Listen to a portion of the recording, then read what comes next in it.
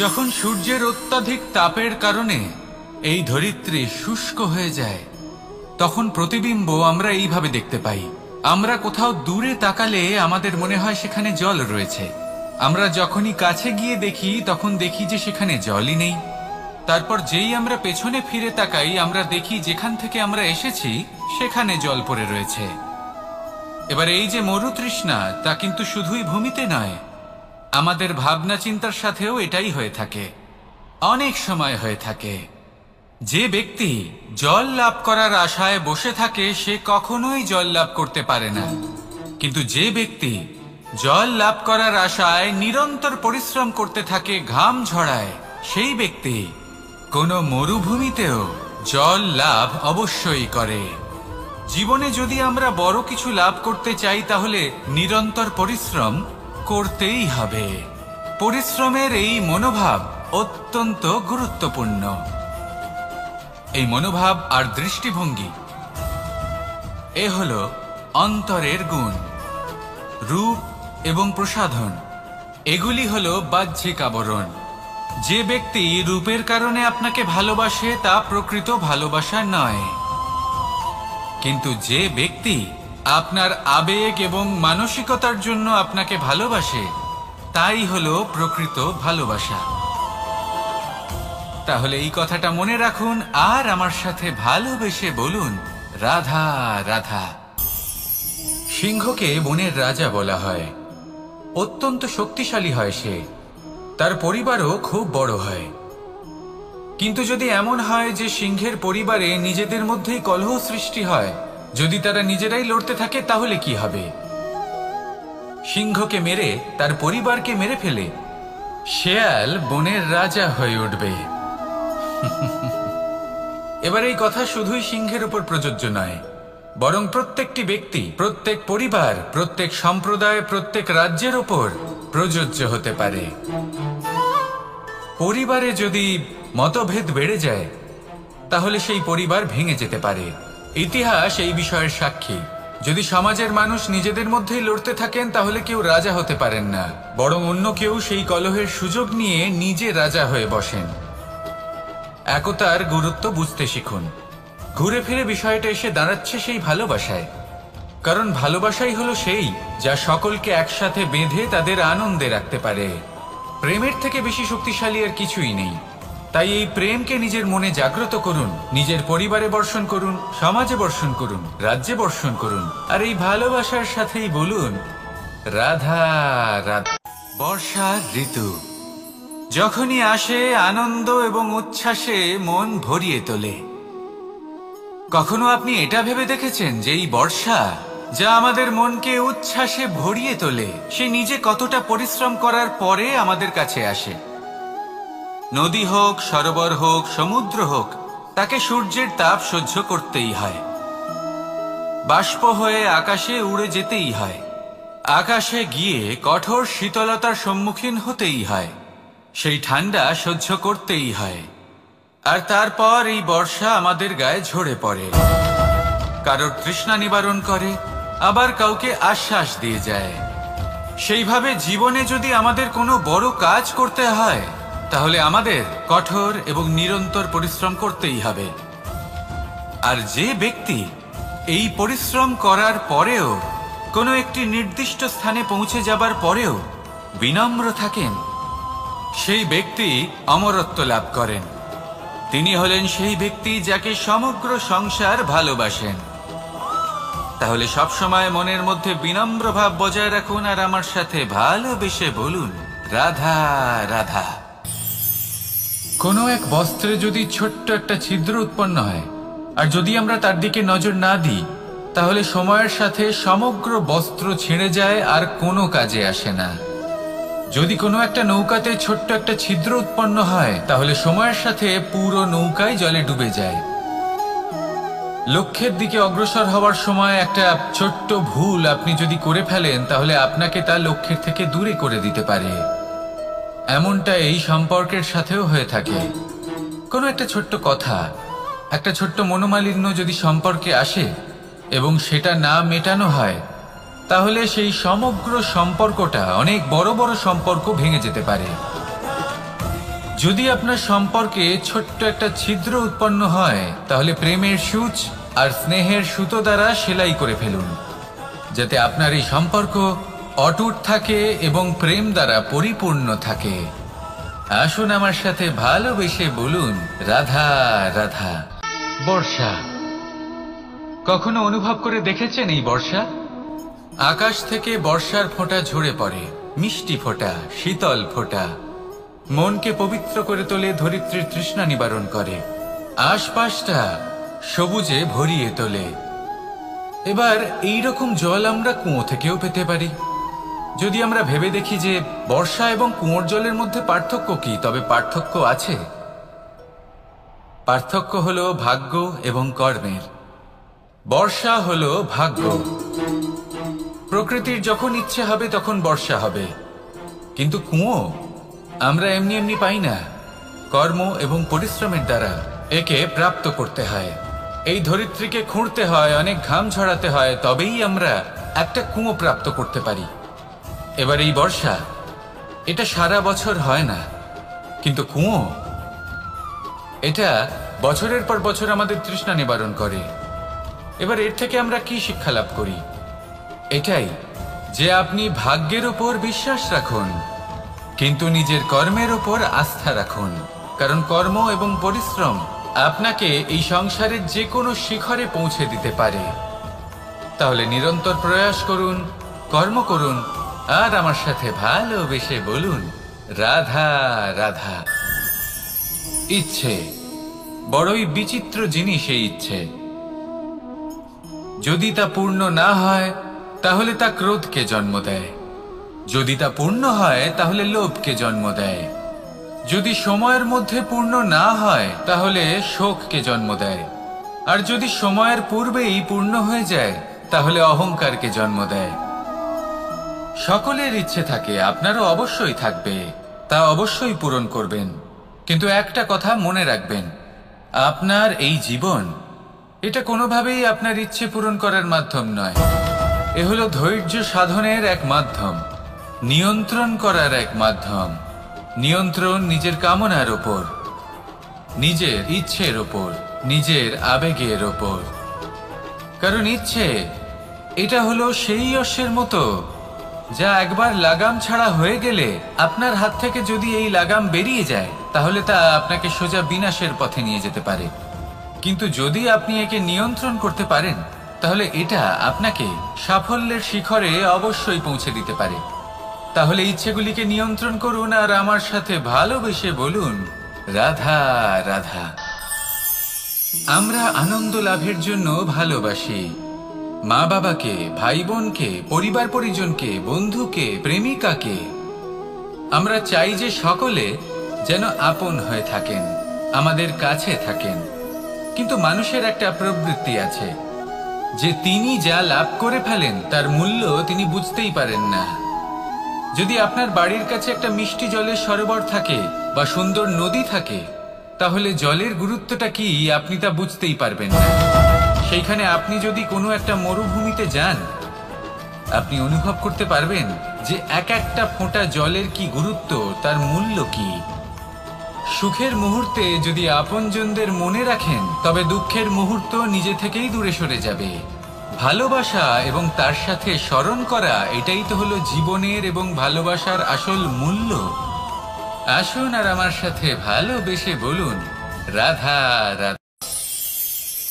ধন মানুষের জীবনের সবথেকে বড় প্রয়োজনীয়তা, সেই অস্ত্র যার দ্বারা মানুষের জীবনের অনেক সংকট দূর করে দেওয়া যেতে পারে,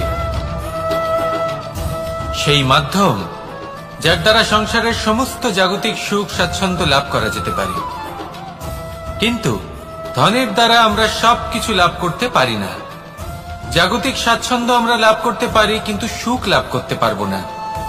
সুখের উপকরণ আমরা লাভ করতে পারি কিন্তু সুখের অনুভূতি লাভ করতে পারবো না।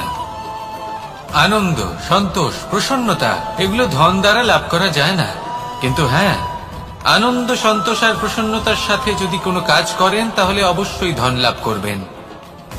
তাহলে আসুন আর এই প্রসন্নতার সাথে বলুন, রাধা রাধা। মানুষ শুধুমাত্র দুই ধরনের ব্যক্তির সামনেই নত হন, একজন হলেন তিনি যাকে তিনি সম্মান করেন, আর আরেকজন যাকে তিনি ভয় পান। এবার কোনো ব্যক্তি যদি আপনার সামনে নত হন, তাহলে তার পেছনের কারণ কি? আপনার প্রতি সম্মান নাকি আপনার প্রতি ভয়? সেটা আপনাকেই বুঝতে হবে। যদি আপনি এমন মনে করেন যে তাতে কি যায় আসে, ভয় হোক বা সম্মান, কেউ আমার সামনে নত তো হচ্ছেন, যদি এটা আপনার চিন্তা ভাবনা হয়, তাহলে আপনাকে মনে করিয়ে দিই, এই সময় বদলাতে বেশি সময় লাগে না। আজ যে ব্যক্তি আপনাকে দেখে ভয় পাচ্ছে, কাল এই ভয়ের সমাপ্তিও ঘটতে পারে। আবার এমনও হতে পারে যে তার কাছে অত্যধিক শক্তি চলে এলো। অনেক কিছুই হতে পারে। তাই মনে রাখবেন, যে মাথা ভয়ের কারণে নত হয় তা সময় এলে সবার আগে বিরোধিতা করতে পারে, আর যে মাথা সম্মানের কারণে নত হয় আপনার জন্য নিজের শিরচ্ছেদও সে করতে পারে। তাই সকলকে আপন করে নিন, কিন্তু ভয় প্রয়োগ করে নয়।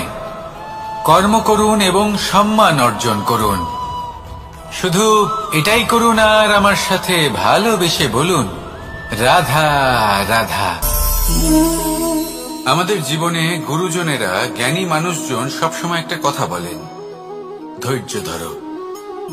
শুধুমাত্র দুটো শব্দ, কিন্তু কতটা বিশাল সেটা বোঝার চেষ্টা করুন। ছোট একটা অস্ত্র হাতে নিন এবং একটা বিশাল পর্বতে নিরন্তর প্রহার করতে থাকুন। ধৈর্য ধরে সেই কাজ করতে থাকুন। এমন একদিন আসবে, এই বিশাল পর্বতে আপনি একটা পথ তৈরি করবেন। কোনো ধনুর্ধর যখন নিজের বিদ্যা অর্জন করেন, তখন তাকেও ধৈর্য ধরতে হয়, তার নিজেকে সময় দিতে হয়, তবেই সে ধনুর্বিদ্যা শিখতে পারে। সেইভাবে আমাদের জীবনেও ধৈর্য ধরার খুব প্রয়োজন। পরিবারে ধৈর্য রাখতে পারলে তাহলে আস্তে আস্তে দেখবেন প্রেম বৃদ্ধি পাচ্ছে। সমাজে যদি ধৈর্য রাখতে পারেন, তাহলে আস্তে আস্তে এই সমাজ আপনাকে সম্মান করবে। যদি নিজের জীবনে ধৈর্য রাখতে পারেন, তাহলে নিজে থেকেই আত্মবিশ্বাস বাড়বে, নিজের বিকাশ হবে। জীবনে সবই সম্ভব যদি ধৈর্য রাখতে পারেন। হয়তো আস্তে আস্তে হবে, কিন্তু হবে অবশ্যই। শুধু ধৈর্য রাখুন, কারণ ধৈর্যই সব থেকে বড় পুঁজি। আসুন আর আমার সাথে ভালোবেসে বলুন, রাধা রাধা। কোনো এক সময়ের ঘটনা এটা। মা এবং বাবা হাটে গিয়েছিলেন। তখন আমি আর দাদা গিয়েছিলাম গরু চড়াতে। আমরা বাড়ি ফিরে এলাম, আর মা সেই সময় একটা কাজ করতেন। যখনই হাটে যেতেন, দরজা তালা বন্ধ করে যেতেন। উনি খুব ভালো করে জানতেন যে যদি ওনার এই মাখন চোর সঠিক সময় পৌঁছে যায়, তাহলে এক ফোঁটাও মাখন আর অবশিষ্ট থাকবে না। এবার ঘটনা কিছুটা এরকম হলো যে মা আর বাবা মাঝে মাঝে হাটে যেতেন, তাই মাঝে মাঝেই দরজা তালা বন্ধ করতে হতো। যখন মা আর বাবা ফিরে এলেন, তখন বাবা ভুলে গিয়েছিলেন যে এই চাবির গোছা থেকে ঠিক কোন চাবিটা দরজার তালা খোলার জন্য উপযোগী। উনি চেষ্টা করতে শুরু করে দিলেন। একটার পর একটা চাবি দিয়ে উনি চেষ্টা করতে থাকলেন, কিন্তু সেই দরজার তালা তো খুলতেই চাইছিল না। ওনার মাথা থেকে ঘাম পড়তে শুরু করলো। তখন মা বললেন যে তালা ভেঙে দেওয়া যাক। মা চলে গেলেন, আর বাবা বললেন, না না দাঁড়াও, আর কিছু চাবি বাকি আছে, এটা হয়তো খুলতে পারবো। মা হাতুড়ি নিয়ে চলে এলেন সেই তালা ভাঙার জন্য, আর তখনই বাবা শেষ চাবিটা প্রয়োগ করলেন, আর দরজার তালা খুলে গেল। যদি উনি চেষ্টা না করতেন, তাহলে এই তালাটাও ভেঙে যেত আর চাবিটাও নষ্ট হয়ে যেত, ঠিক কিনা?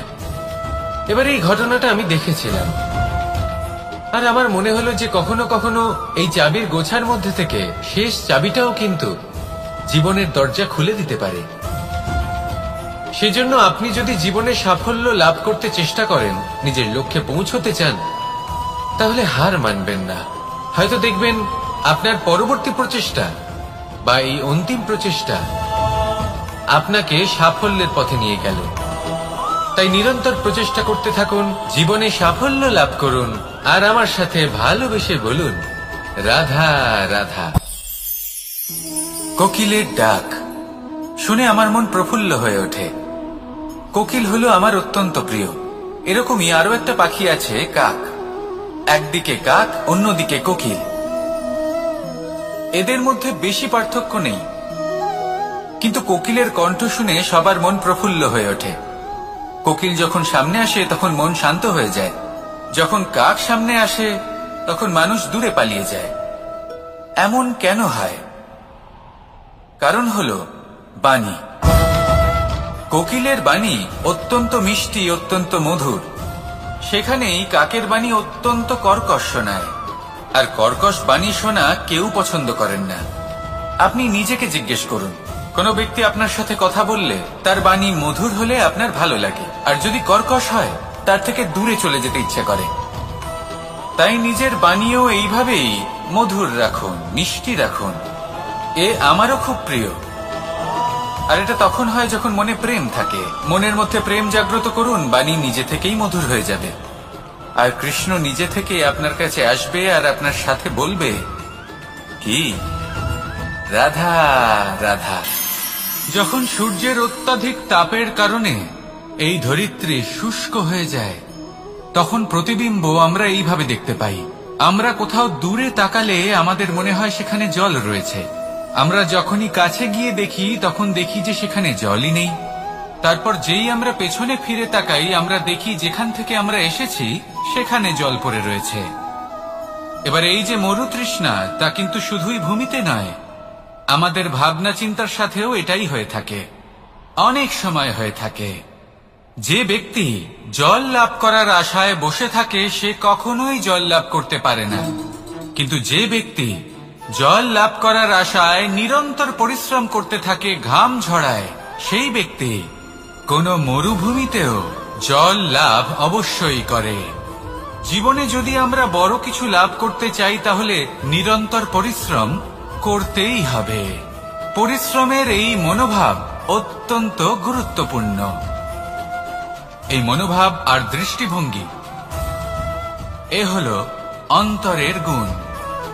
রূপ এবং প্রসাধন এগুলি হল বাহ্যিক আবরণ। যে ব্যক্তি রূপের কারণে আপনাকে ভালোবাসে তা প্রকৃত ভালোবাসা নয়, কিন্তু যে ব্যক্তি আপনার আবেগ এবং মানসিকতার জন্য আপনাকে ভালোবাসে তাই হল প্রকৃত ভালোবাসা। তাহলে এই কথাটা মনে রাখুন আর আমার সাথে ভালোবেসে বলুন, রাধা রাধা। আমার অনেকগুলো নাম আছে আর তাদের মধ্যে একটি হলো যুদ্ধ বিমুখ।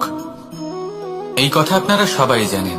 দাদাও আমাকে বলেছেন যে তুমি এরকম কিভাবে যুদ্ধক্ষেত্র থেকে মুখ ঘুরিয়ে পালাতে পারো কানাই। দেখুন, যেটা সময়ের দাবি ছিল আমি সেটাই করেছি। যদি আমি রণভূমি ত্যাগ করে না পালাতাম তাহলে কে জানে কত সৈনিক নিজেদের প্রাণ হারাতেন, কে জানে কতগুলি পরিবার নিজেদের বাঁচার আশা হারাতেন, কে বলতে পারে হয়তো কত প্রাণী এই সংসার ত্যাগ করতেন। আর তাই কখনো কখনো যুদ্ধ বিমুখ হওয়াই শ্রেয়। কখনো জীবনের ক্ষেত্রেও এটা প্রযোজ্য। যদি দূরে চলে গেলে আপনার সম্ভাবনা বৃদ্ধি পায় তাহলে দূরে চলে যান। দূরে চলে যান সেই সকল ব্যক্তিদের থেকে যারা কথায় কথায় আপনাকে অপমান করেন, আপনার নিন্দা করেন, আপনাকে বাধা দেবার চেষ্টা করেন, আপনাকে ছোট করেন।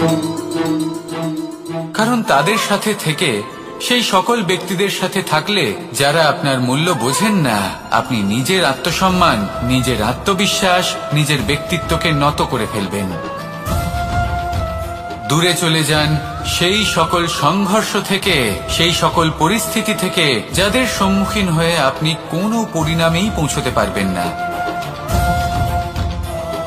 যদি আপনি এইভাবে যুদ্ধ বিমুখ হয়ে উঠতে পারেন, যদি এই প্রবৃত্তি আপনি নিজের মধ্যে জাগ্রত করতে পারেন, তাহলে আপনার সামনে সেই যুদ্ধ চলে আসবে যাতে বিজয় লাভ করে আপনি নিজের অস্তিত্ব খুঁজে পাবেন। আর সেটাই হলো সবথেকে বড় জয়লাভ। আসুন আমার সাথে ভালোবেসে বলুন, রাধা রাধা।